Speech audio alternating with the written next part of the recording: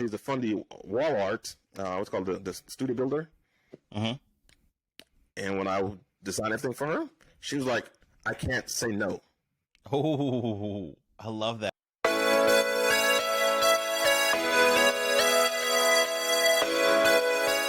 Hey, friends. This is Michael T. Davis back with you with Success by Design with me, Michael, and Fundy Designer. And today I have the pleasure of talking with none other than the Teshorn Jackson. And if you guys haven't met Teshorn, you are in for a treat.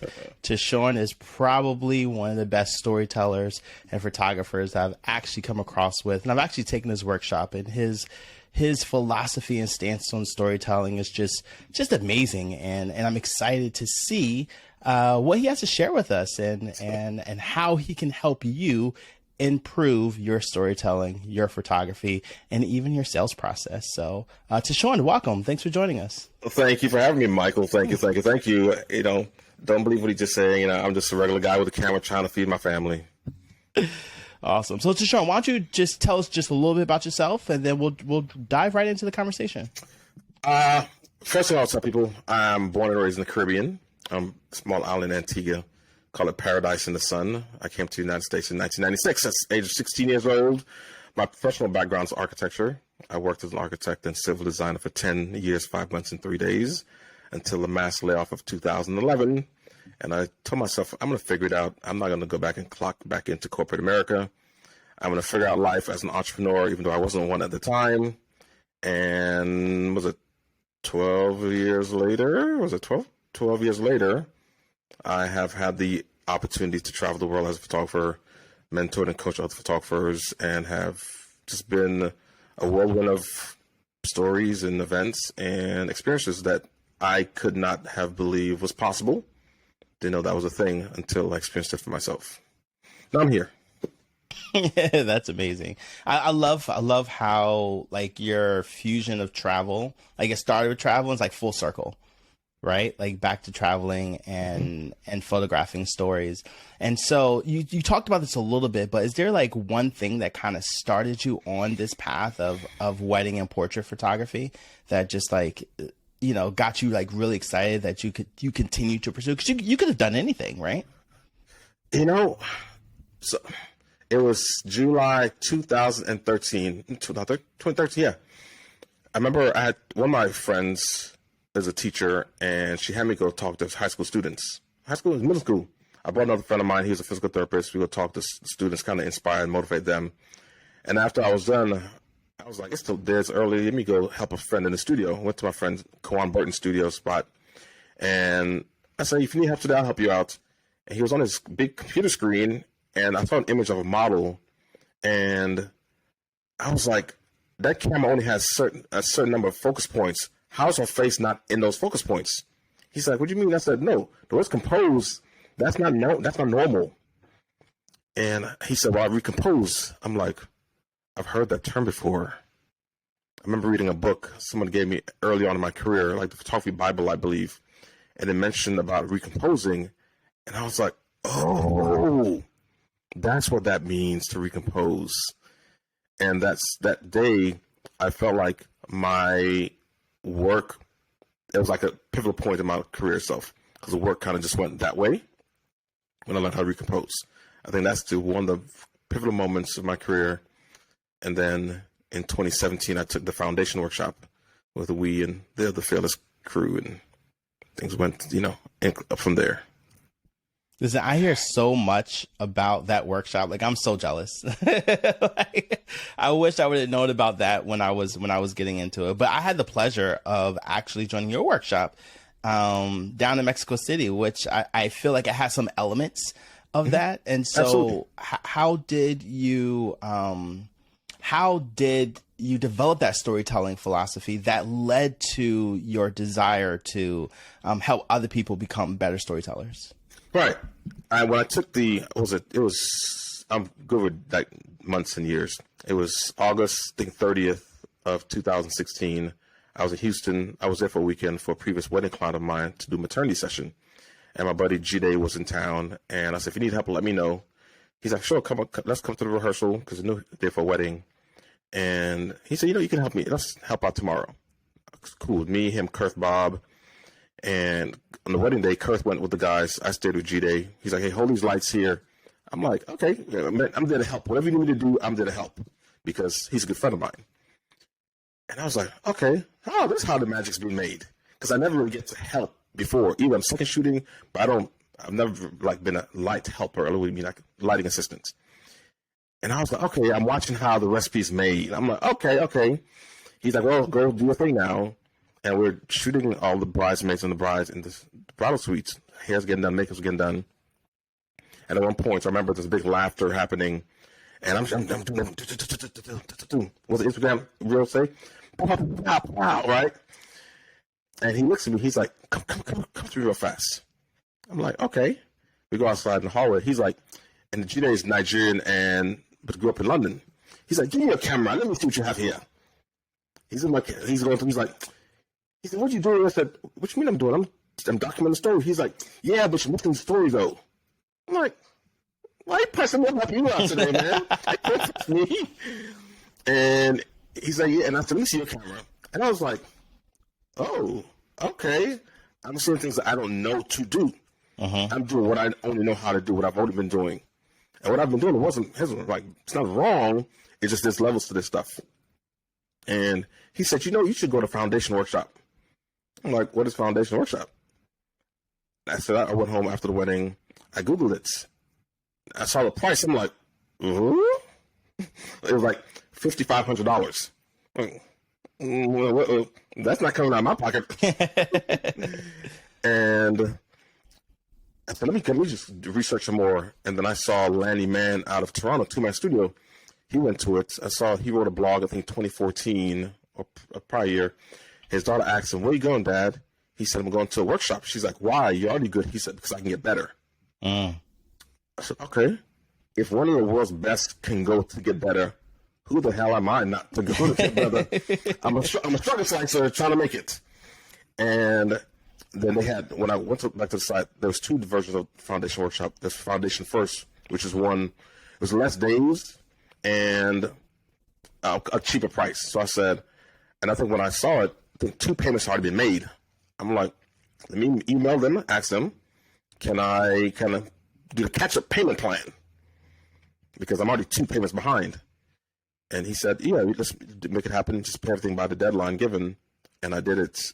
And it was a very pivotal point in my career because for the first time, I was forced to make images in a way that was compelling and resonated with the coaches and so forth. And that was January of 2017. And they told me, you're not going to see changes in your work automatically or immediately. And I was shooting a wedding in Atlanta that October. And I felt as if the stuff that I learned in January, it started to manifest itself visually. And I said, whoa, something's happening here. So like a birth was happening live in a living color. And so that was October 2017. Then had a wedding in West Palm Beach, December of 2018. 2018? Yeah. And outside ceremony, everything was going great. And then the skies opened up after it went dark, and a downpour, and everyone was running, scrambling, winds blowing. And for some reason, I didn't try to protect my gear. I stayed with the story. And I started asking myself the question, should I have protected my gear? Because when I said we're all soaking wet. Bride was crying afterwards because she felt as if her wedding day has been ruined. All her friends and family, because people flew for I think London and Paris. They're French and parts of the Caribbean. And I started asking questions like, how many of my photographer friends in my circle would have ran to protect themselves, which logically you want to do. If all your gear is wet, you can't shoot later on. Yeah. And I had conversations with a few people that were like, no, protect my gear. You can't ruin your gear trying to tell a story. Then I said, I need to do something about this because in my circle, storytelling isn't a thing that is prevalent. It's all about the portraits. It's portraits are a beautiful thing. It's something that's needed. You have to do it. But portraits on the wedding day is only a fraction of the day. You still have to tell that story itself. And I started checking out the foundation again.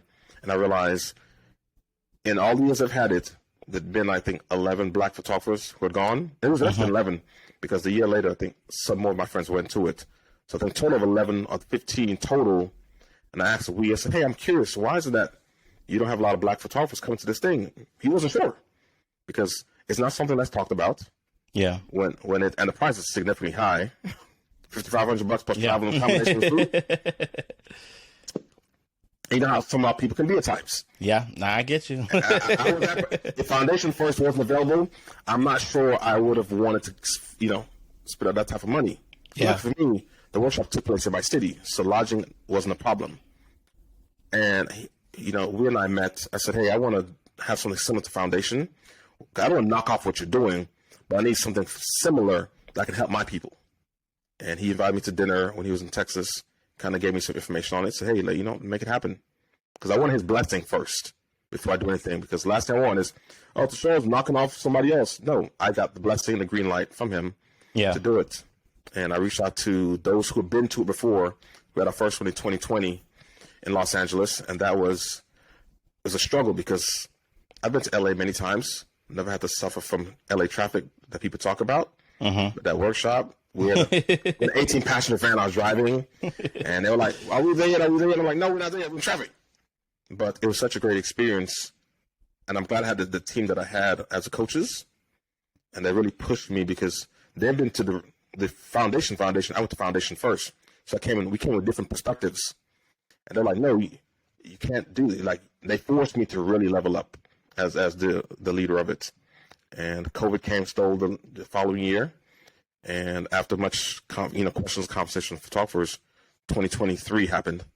And one of those people being you. Had you not been asking me about it, probably wouldn't have done it. Well, I'm glad you did it because it was an amazing trip. Because I don't like doing workshops. Yeah, it's a lot of work. It is a lot of work, and I'd rather work in my business. But I understand having something that's beneficial to other photographers. And having a supportive, dope cast members and coaches around me to help elevate it. And I think that's really needed. Yeah. So, you know what? In your story, I heard three things. One, your desire to get better, like knowing that there's still more information for you to learn and grow as an artist. Two, you knowing that you have to invest, whether it's time, money, effort, energy, in that desire to get better. And three, the storytelling, right? Like we go back to this core is that okay, I want to be a better what? A better storyteller. Therefore, I'm going to seek out ways and surround myself by people in order to grow. And I love that. And so I want to ask you, how do you take all of this, right? All everything that you did, the storyteller, the investment, getting better. And where does Fundy come in with that? Where does it with your clients, and how do you transfer that story from your camera to actually not only profiting, but giving your clients something that they never knew that they needed? Funny story. I had a client of mine. I photographed her kids maybe 8 years ago.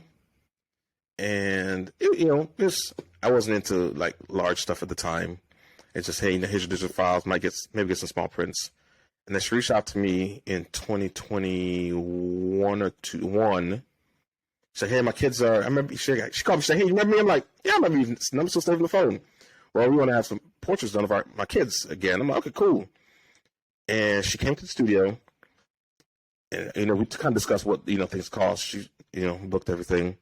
And she's like, yeah, I don't want anything too large. She saw something on the wall.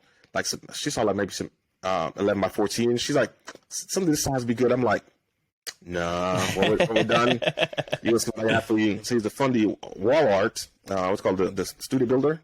And when I designed everything for her, she was like, I can't say no. Oh, I love that. Because I told her, yeah, the 11 by 14, you see the studio there. Because I rented it was my studio. I rented the space. And she was like, no, I'm thinking about something this small. I'm like, just wait. Had I not had the Fundy software, would have to use Photoshop to try to design some space. Yeah. And I like that you were like, she can't say no, like being like visually being able, like that's powerful. Like having a system where you literally are showing like you need to have this, and she's like, yeah, duh. Yeah. I told her, I said, take a picture of the walls for me at the house and send it to me. And when I said, man, so in our house right now, there are 9 large canvases hanging on the wall. 9 large canvases hanging on the wall. She has a nice wall space for that. Yeah. That's and amazing, I'm like, dude. Fundy software, again, I would have to figure out some way to translate the images I've made of our kids to have an art wall. Mm-hmm. And I don't know anywhere else I can go to get something like that. If you know, please tell me. Don't tell me, but but it just translates into a very nice sale. It's my largest one. No, it is my largest. Oh, that's awesome. Ever. Yeah. Yeah, largest one. The bride was the second largest. But no, it helped so much because she got things she didn't know she wanted or needed. Mm-hmm. And now guess what? She's back again. I have her son. He's graduating high school. And she said, so I told her, I said, this portrait I have for you, those are nice, but he's deserving of something even larger. Oh, okay. I love it. I told her, I'm going to prepare a tailored proposal for you. I'll give you examples of what they could look like. And she's like, you're right. He deserves something larger. I was like, because 16 was cool. He was an HEO graduate, your first child. He deserves something, just take over an entire wall. So I know, And you got the tools to do it. I love it. I got the tools. The bag's coming through. So I know. So you talked about the portrait side. How do you infuse that on the wedding side? Oh, so let me see. How can I say things without clients seeing it and know that I'm... All right. After a wedding, and I don't do it every time. It just depends on the conversation I have with couples. They have images for the album they'll select. And I will design an entire collection of stuff on the walls for them. And it's always a sale happening from my lab. Okay? Sometimes I just can't say on here because it's been... But when they get a text message from me with layer samples of stuff, it's hard for them to say no. Because I always ask them, engagement sessions, I have large stuff there for them. So I have an idea what the wall looks like. Give me this blank walls, stuff you want to replace. But they're going to have a large collection of stuff to hang on the wall. I love it. So we're gonna shift a little bit because I love this idea of giving people a visual representation where they can't say no. Where did you get this idea from? Who introduced you to it, or who helped you get on this track of this is what you need to do. You need to give clients these prints, these products, so that they can't say no. Or did that just come up organically? Well, it's come somewhat organically, but there was a story that happened. It was 2014, I believe. I had a consultation with the bride, her mom, and her dad. Everything went. I have a very systematic way of having consultations, and everything went the way it should go. And they told me, we'll think about it, let you know as soon as possible. I was flying into some other place to shoot a wedding, and I stopped in Miami for a layover. And I got a call from the bride. She's like, hey, we love everything about you, but we booked another photographer because you didn't offer us any canvases. At the time, I was in printing canvas, right? And she's like, we really wanted a canvas. We have canvas in the house. That's what my parents have, and that's stuff we really wanted, but you didn't offer it to us. So we chose somebody who offered that. And I was like, oh ho. So going forward, I should always ask the question, is there something that you want that you don't see? I was like, okay. So that lesson, learn a lesson from that situation. I love it. Like not just accepting that as I don't have what this client needs, but figuring out how to make sure you don't have future clients that give you that same problem. Right. So I was asking, is there something that you want that you don't see? Because they could have come across something that I'm not aware of, and they're like, hey, I really wish a photographer has this. And if you don't bring it up, usually you don't have it. So that's one of my closing questions. Is something you want that you don't see? Because I now know hey, if this they really want this stuff, I need to now design it in a way that makes it appealing for them to not say no. Mm-hmm. So overall, how has using Fundy impacted your business? It's up. Again, without that software, I know I'm going to get the sale on the back end.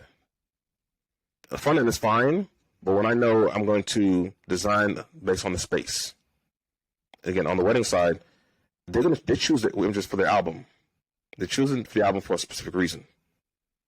And I know I'm going to use one of these photos here. I'm going to have it multiple layouts on the wall, and I'm going to, let me see, I wish I had I wonder if I can share it. Maybe you guys can, I'll send it to the photo. It's a photo I took of one of my brides the shipment of package, she got a big package from me. Mm-hmm. All the canvas, everything. So it's like her photos, my layout, now it's all in her home. That's amazing. So just, again, without the wall art, it's just like the album stuff is cool, but I think the wall art is like legit. Yeah. And so I know you've heard that, while Fundy is amazing with wall art and albums and magazines and cards, they just introduced this new product, the social design app. How has that helped you, when it comes to improving your business? All right, so I can see I'm not big on Instagram. People sometimes think I don't work because I don't post much on Instagram. Like, no, I work. I just don't really like posting. I think it's going to help me having more curated visuals. And the reason I don't really post much anymore because I'm going through a rebrand. You're the first to hear about it now. But you heard it here first, guys. Yeah. Teshorn. So I'm withholding a lot of my stuff until everything's done. So I think that's going to help with when I do my transition, because you can have multiple stuff on it, different layouts and such, and take my time, curate it well when that transition happens. I love it. So I have a final question for you, and then we're going to jump into some fun rapid fires. My final question for you is, what advice would you give to aspiring photographers or photographers who are like, I want to go to the next level, but I don't know where to start? I will tell you, relationships are a thing. Relationship capital pays off dividends, and once you put the work in. For me, like, I'm in a transition where I'm getting to, because again, there's levels to this stuff, right? When you're in a space where, can I say it? I'll say it. I don't care. Tell us how you feel, Teshorn. This past 2 nights ago, my wife and I were invited to an event, and it was like the elite in the wedding space. Okay. We weren't welcomed, and we had to be proactive to have conversations with people. But I understand that people have years of relationships they have built, and you can't be, no matter how hot you think you are, you can't come into a space thinking, hey, I'm going to get what I want immediately. No, you have to cultivate it. It's like gardening. You plant your seed or your seedling, make sure you get this, enough sunlight, enough water, nutrients in the soil. It takes time. And same with you all, you have to really work on the relationships. Sometimes it might take years to get there. But once you have your tribe of people, you'll be taken care of. But relationships can't be one way. It has to be very, give and take. I like to give. I'm not one to take from people because you can't. They would ever tell you, oh, he took from me. Nah, that's not happening. If you gave me something, you gave me willingly. I never asked for anything from you. I'm always like, how can I help the next person? I need to be more selfish, though. I need to be more selfish going forward. I'm going to be a taker. But having those relationships will pay off, when you do the work. That's important. It's not about the gear, the technology, those relationships. Because think about it. Some of the highest paid people aren't that good in the craft. They're not. They're not the best. They're not even, they're basic. But sometimes basic is okay. Because basic, sometimes clients are used to having Palm Pilots. I always use this analogy. Palm Pilots were a thing 2006, 2007, 2008. The Palm Trio, Palm was 640, 650 until the iPhone came out, right? Oh, now this is a phone. And we're okay with basic stuff. but they have the relationships that give them that. While they may provide basic images, the service is spectacular. Their branding is spectacular, and they have the relationships that can support them charging $20,000 and $30,000 and $50,000 for photography. Yeah, that's real. People are getting that kind of money, yo. We're thinking, oh, $8,000's cool, $10,000's cool, $4,000's cool.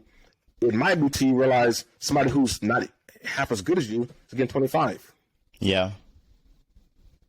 I could preach a sermon on this right now, but that's my talk, my next year talk, next March. I love it. And you know what? And I love how we ended on, we began with stories and then we ended on relationships. I feel like that's full circle, right? Listen, I tell people all the time, relationships matter. You can do whatever you want online, but if you're not shaking people's hands and in their faces, you're only going to go but so far. So yeah, I love hands, kiss the baby, maybe I kiss the pinky ring too. I love it. All right, so we're gonna do kind of 5 or 6 rapid fire questions. This just fun, and I just want the first thing that comes to your mind. Okay. Are you a coffee or tea person? Tea. Peppermint and ginger. Would you say? Peppermint and ginger. Peppermint and ginger. Okay. Favorite place you traveled for photography? Kenya. All right. What is your favorite snack that you have at a wedding? I have gummy bears. I used to have a bag of gummy bears with me. Okay. My wife loves gummy bears. Addict. What is the best advice you've ever received? Ooh, be the one that's different. I love it. And your favorite self reward? Ooh, gummy bears. Gummy bears. All right, last one. Craziest thing you've ever been asked to photograph? Yeah, so this guy calls me one day. He was like, "Hey, I love your work. I want to have some nude pictures of me, erotic photos taken in the studio by ourselves. Can we do that?" I'm not a good fit. I'm sorry. All right, there we go. Well, we know Teshorn is not going to photograph nude photos of guys. No, and the stuff he was asking me was like, "Nah, you trying to set me up, bro." I love it. Well, Teshorn, you have been awesome. Go ahead. I want to give you some time to basically just pitch wherever you want to pitch. Tell people where they can find you, learn from you, attend your workshops. The floor is yours, man. All right. So there's a Resolve workshop. It's resolveworkshop.com in Mexico City. Yeah, it's a great place to learn from. Have amazing coaches there. But again, I'm here if you have questions, answer it. I'm here to be a resource guy for you guys because, again, I'm about helping and giving back to photography community. That's very important to me. Because when I was an amateur, didn't have much of a resource guide, but I know you all have inundated with so much information nowadays. But I'm just a DM away, and I usually respond a little too fast. But I'm not a patient person, so I don't like people waiting on me. So if you have questions, I'm here just to help out wherever I can. And again, without the Fundy software, definitely look into that. If you don't use it already, trust me, it will change the trajectory of what you have going on. All right. And where can people find you? Between Dallas and Grapevine. Teshorn Jackson, Teshorn Jackson on Instagram. That's usually my name everywhere I go. So. Perfect. Well, Teshorn, it was amazing to chat with you. So just stay on for a little bit. And for everyone else that's listening, I hope you enjoyed it. Go ahead and reach out to Teshorn because, listen, he loves to pour into people. I am a direct result of that. So, and he's not shy at all. So make sure you're ready to hear the truth when you reach out to Teshorn. But he's a good dude, and follow his work and follow him. Wealth of knowledge. Teshorn, thank you again for coming on the show. Thank you very much, sir.